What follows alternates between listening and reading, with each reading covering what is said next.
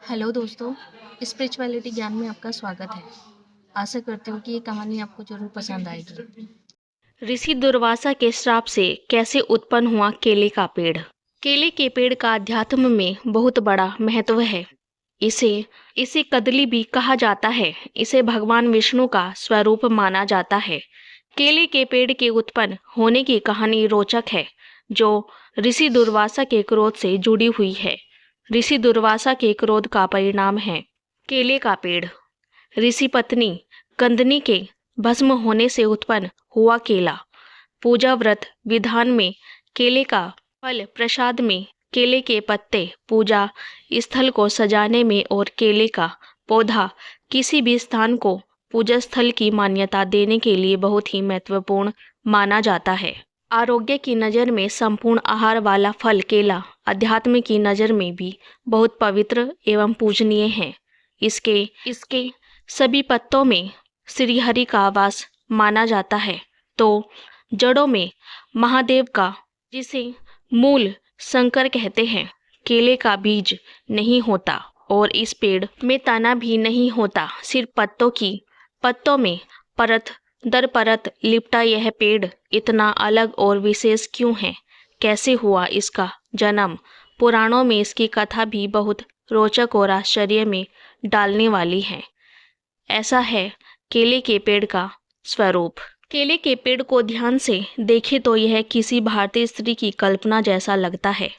पत्तों पे पत्ते लिपटा, तना ऐसे लगता है जैसे किसी महिला ने साड़ी लपेट रखी है, और सबसे ऊपर में फलों में लधी शाखानुमी आकृति जमीन की ओर कैसे लटकती है, जैसे फूलों से सजी हुई किसी महिला की चोटी।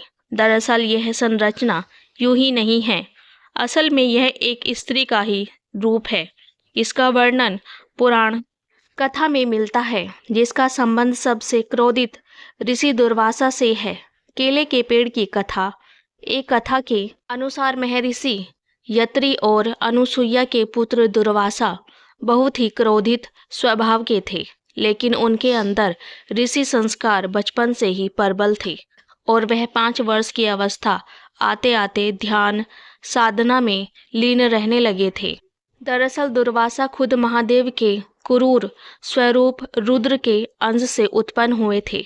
क्रोध ही उनके स्वभाव का मूल था और वह तमाम ज्ञान को पाने के बाद भी इसे नहीं त्याग सके थे।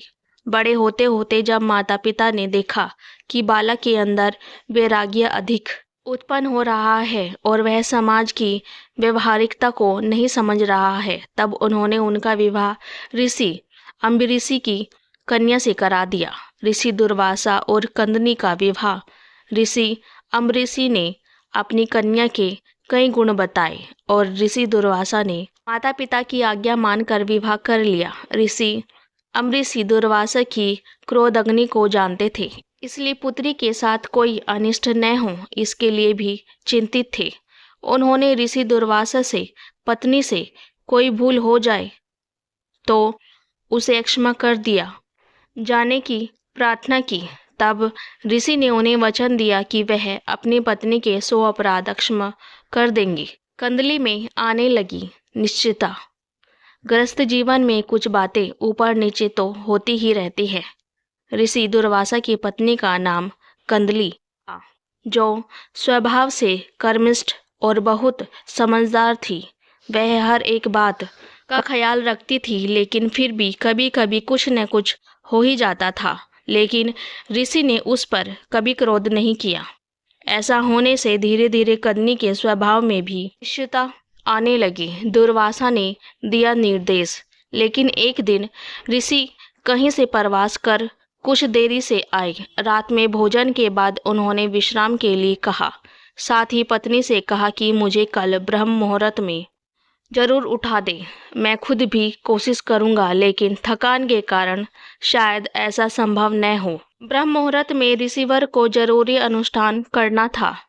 कंदली ने दिखाया आलस। अगली सुबह कंदली की बहुमुहूर्त में नींद नहीं खुली, लेकिन आलस के कारण न तो वह खुद उठी और न ही ऋषि को उठाया।